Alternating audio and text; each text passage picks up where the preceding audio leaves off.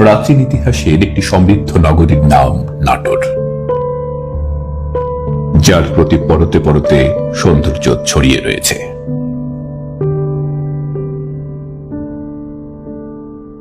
এই শহরে আজও আছে রানী ভবানীর জৌলুসে ঘেরা এক ঐতিহাসিক রাজপ্রাসাদ।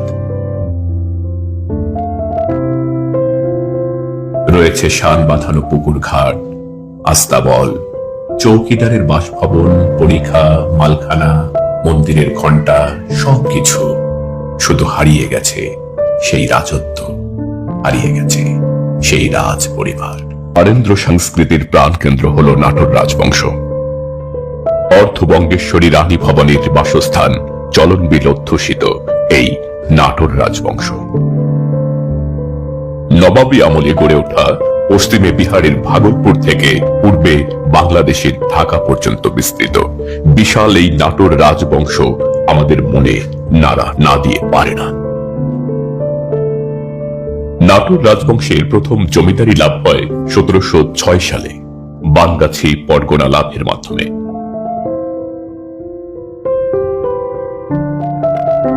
বানগাছির জমিদার গণেশরাম ও ভগবতী চরণ নবাব সরকারের নিয়মিত রাজস্ব প্রদানে অসমর্থ হন।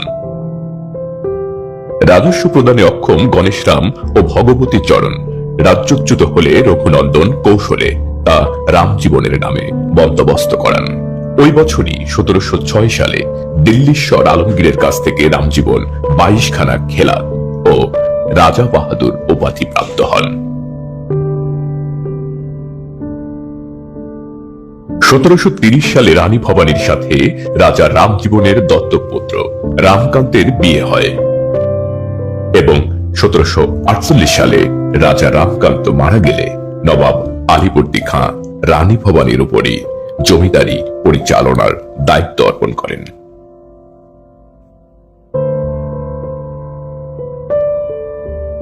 নাটোর রাজবংশের উজ্জ্বলতম চরিত্র রানী ভবানী।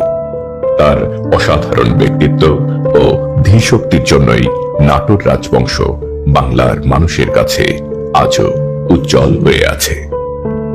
রানী ভবানীর শাসনামলে নাটোরের যশ খ্যাতি সমগ্র ভারতবর্ষে ছড়িয়ে পড়েছিল। এত এত ইতিহাস, এত এত সমৃদ্ধি, যশ খ্যাতি অর্জনের পরেও কিন্তু অনেকেই মনে করেন নাটোর রাজ পরিবারের ইতিহাস কলঙ্কমুক্ত নয়। এই রাজবাড়ির পরতে পরতে ছড়িয়ে রয়েছে হাসি আর কান্না মাখানো ইতিহাস। রাজবাড়ির মূল ফটক বেয়ে কিছু দূর এগিয়ে গেলেই হাতের ডান পাশে জলটুঙ্গি পুকুর। প্রাচীন এক রাজবাড়ির অপূর্ব সৌন্দর্যের নিদর্শন বহন করছে এই জলটুঙ্গি পুকুর, যা যে কোনো মানুষকে বিমোহিত করে, আকৃষ্ট করে।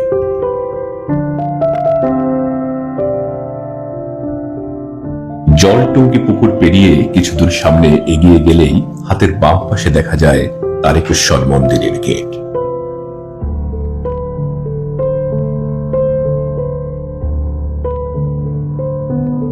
মানুষের পদচারণায় মুখরিত হয়ে আছে মন্দির প্রাঙ্গণ। দেশ বিদেশ থেকে আসা পূজারীরা পূজার্চনায় ব্যস্ত হয়ে আছে প্রাচীন এই শিব মন্দিরে।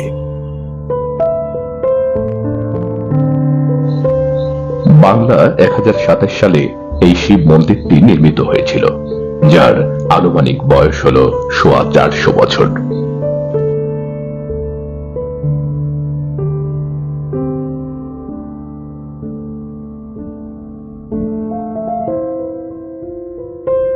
তারকেশ্বর মন্দিরের পাশেই রয়েছে বাবা লোকনাথ, শিব এবং কৃষ্ণের মূর্তি।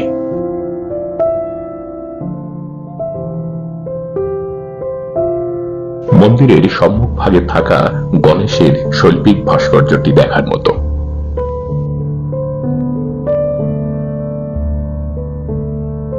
এছাড়াও এখানে দেখা যায় 5 মাথা বিশিষ্ট কালনাগিনীর প্রতিমা।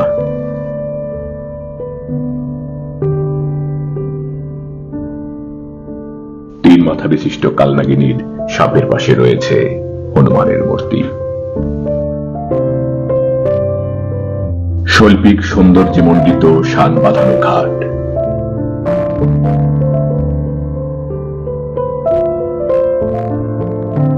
একপাশে রয়েছে বাংলার লালন ফকির।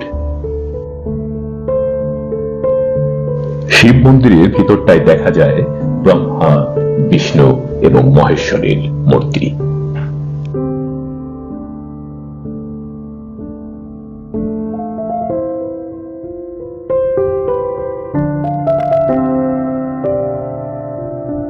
দেখছেন নাটোর রাজবাড়ির বড় তরফের বৈঠকখানা। মূল প্রাসাদে যাওয়ার আগেই এই বৈঠকখানার অবস্থান। এটি হলো সেই বৈঠকখানা যে বৈঠকখানায় তখনকার দিনের রাজারা তার সভাসদদের নিয়ে বৈঠক করতেন। বর্তমান যেমন মন্ত্রিসভার বৈঠক হয়, তদ্রূপ এই বৈঠকখানাতেও বৈঠক হতো।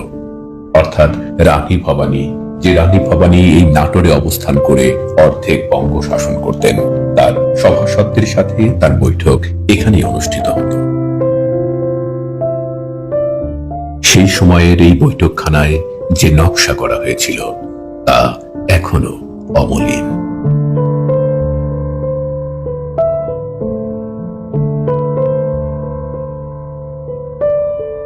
দেখতে পাচ্ছেন নাটোর রাজবাড়ির মূল ভবন। মূলত এই ভবনকেই রাজবাড়ির মূল প্রাসাদ হিসাবে আখ্যায়িত করা হয়। এই ভবনটি নির্মাণ করেছিলেন নাটোর রাজবংশের প্রথম রাজা, রাজা রামজীবন।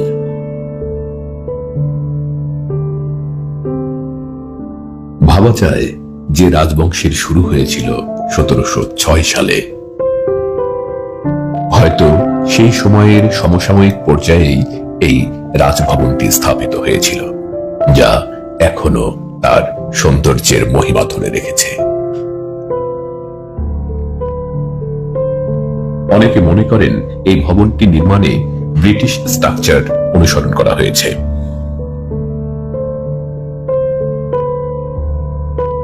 অপূর্ব এক প্রাচীন নিদর্শনের স্বাক্ষর হিসাবে এই ভবনটি এখনো মাথা উঁচু করে দাঁড়িয়ে আছে। কেউ কেউ বলে থাকেন রানী ভবানী এই প্রাসাদে থেকেই তার অর্ধবঙ্গ শাসন করতেন, কিন্তু এই প্রাসাদে রানী ভবানী বাস করতেন না।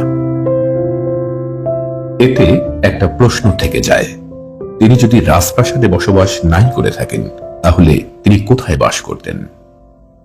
প্রকৃতপক্ষে রানী ভবানী বাস করতেন রানী মহলে। যদিও সেই রানী মহলের সেই চৌলুস এখন আর নেই। রানী মহল এখন পড়ে আছে জরাজীর্ণ শীর্ণ ভগ্নস্তূপ রূপে। রানী মহলে এখন যারা বাস করছেন তারা নিতান্তই অসহায়, সহায় সম্বলহীন। সময়ের স্রোতধারায় কার কোথায় জায়গা হয় আসলে কেউ বলতে পারে না।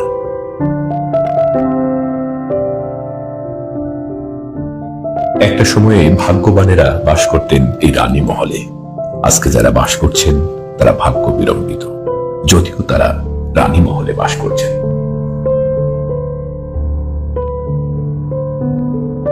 দেখছেন রানী ভবানীর স্নান ঘাট। হ্যাঁ, রানী ভবানী এই ঘাটে স্নান করতেন, এই পানি গায়ে ছুঁয়েছেন। রানী ভবানীর স্নান ঘাটে আর রানী ভবানীকে দেখা যায় না। স্নান শেষে এই সিঁড়ি বেয়ে বেয়ে তিনি রানী মহলে ফিরতেন। শান বাঁধানো এই ঘাটের পেছনেই একটি দরজা দেখতে পাওয়া যায়। হয়তো রানী ভবানী স্নান শেষে এই দরজা দিয়েই রানী মহলে প্রবেশ করত।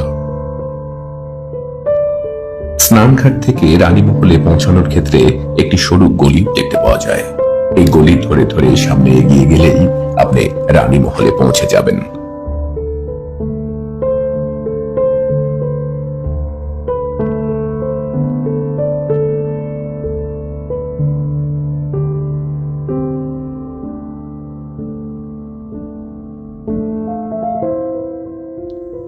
দেখছেন রানী মহলের উঠান।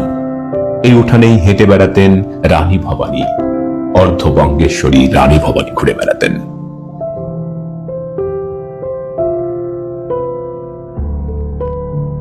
অনেকের মধ্যেই প্রশ্ন জাগতে পারে, নাটোর রাজবাড়ির গল্পে রানী ভবানীর নাম কেন এত বহুবার উচ্চারিত হচ্ছে?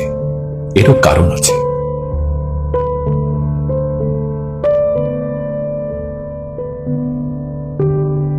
রানী ভবানীর শাসন সম্পর্কে ঐতিহাসিক অক্ষয় কুমার মৈত্র বলেন, স্বাধীনভাবে শাসন ক্ষমতা পরিচালনা করার অধিকার পেলে বাঙালি কত সহজে, কত অল্প ব্যয়ে, কিরূপ কৌশলে রাজ্য শাসন করতে পারে রানী ভবানী তার প্রকৃষ্ট উদাহরণ। রানী ভবানী দরিদ্র প্রজাদের প্রতি যথেষ্ট নজর রাখতেন। কোনো কারণে প্রজা অসন্তোষ যাতে না দেখা দেয় সে সম্পর্কে তিনি যথেষ্ট সতর্ক ছিলেন।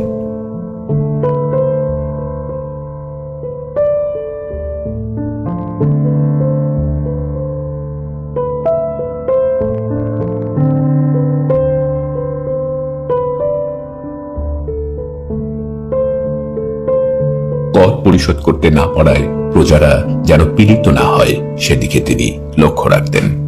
সে সময় কৃষিজীবী সম্প্রদায় সামান্য কর দিতেন, কিন্তু ব্যবসায়ীদের জন্য বেশি কর ধার্য করা হয়েছিল। প্রজাবৃন্দের দুঃখ দুর্দশায় রানী ভবানী ভীষণ কাতর হয়ে পড়তেন। দুর্ভিক্ষের করাল ছোবলের বিরুদ্ধে তিনি সংগ্রামে মেতে উঠতেন। এদিকে রাজস্ব বৃদ্ধির উপর জুপুরি আঘাত আসত। রানী ভবানীর কথা ছিল, প্রজা না বাঁচলে রাজ্যের প্রয়োজন নেই।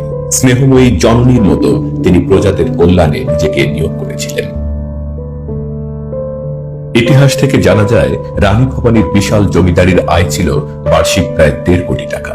নবাব সরকারকে দিত 70 লাখ টাকা। বাদ বাকি টাকা তিনি ধর্ম কাজে এবং জনকল্যাণে ব্যয় করতেন। ইতিহাস থেকে জানা যায়, রানী ভবানী প্রথম বিধবা বিবাহের গুরুত্ব উপলব্ধি করতে পেরেছিলেন এবং পরবর্তীতে ঈশ্বরচন্দ্র বিদ্যাসাগর বিধবা বিবাহের প্রচলন ঘটান। ইতিহাস থেকে আরো জানা যায়, রানী ভবানী তার পুরো শাসনামলে প্রায় 50 কোটি টাকারও বেশি দান করেছিলেন। জনকল্যাণে ব্যাপক কাজ করার জন্য ইংরেজরা রানী ভবানীকে মহারানী খেতাবে ভূষিত করেছিলেন। এখন প্রশ্ন হলো, যে রানী ভবানী প্রজাদের জন্য এত কিছু করলেন, তার রাজবাড়িতে কেন কয়েকখানা? কেন তার রাজবাড়িতে দেখা যায় হাসির মঞ্চ? তাহলে কি আমরা তাকে ভুল জানি? তার সম্পর্কে আমরা সত্যটা এখনো জানতে পারিনি?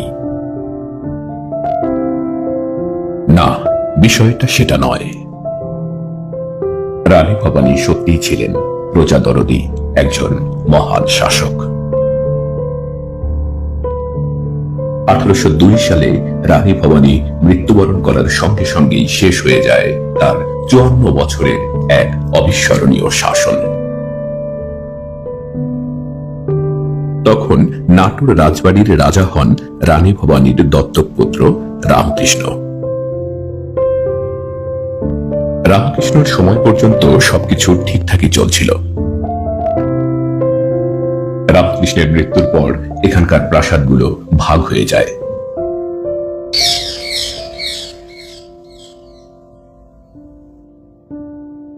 রামকৃষ্ণের 2 পুত্রের মধ্যে বিশ্বনাথ পায় বড় তরফ, আর ছোট ছেলে শিবনাথ পায় ছোট তরফ।